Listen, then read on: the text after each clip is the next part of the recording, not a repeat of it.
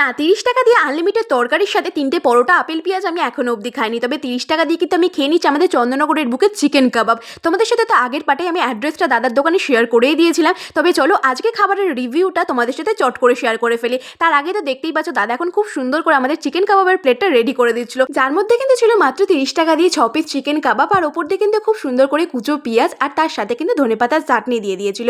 শীতকালে সন্ধেবেলা এইরকম একটা স্ন্যাক্স যদি পাওয়া যায় হাতে, তাহলে সন্ধেটা তো একেবারে জমে ক্ষীর হয়ে যায়। আর ওপর থেকে গার্নিশিংটা কিন্তু দেখতে বেশ ভালো লাগছিল। তাই আমি একবার হলেও বলবো তোমরা কিন্তু যারা চন্দননগরের আশেপাশে থাকো অবশ্যই ট্রাই করো। আর সন্ধেবেলা কিন্তু দাদার দোকানে বেশ ভিড় থাকে। আর চিকেনের সাইজও কিন্তু ৩০ টাকা দাম অনুযায়ী একদম পারফেক্ট ছিল। আর যদি বলো টেস্টের কথা, আমি বলবো এক কথায় অসাধারণ খেতে ছিল। ৩০ টাকা দিয়ে যে এত সুন্দর কাবাব পাওয়া যেতে পারে, সত্যি এটা না খেলে একেবারেই মিস হয়ে যেত। ভেতরটা যেমন জুসি তেমনই একটা স্মোকি ফ্লেভারও আসছিল কিন্তু। তাই বলবো যারা ভাইরাল হয়েছে তাদের পেছনে না দৌড়ে এদেরকেও একটুখানি করে সুযোগ দিও। আশা করি তোমরা নিরাশ হবে না। টাটা।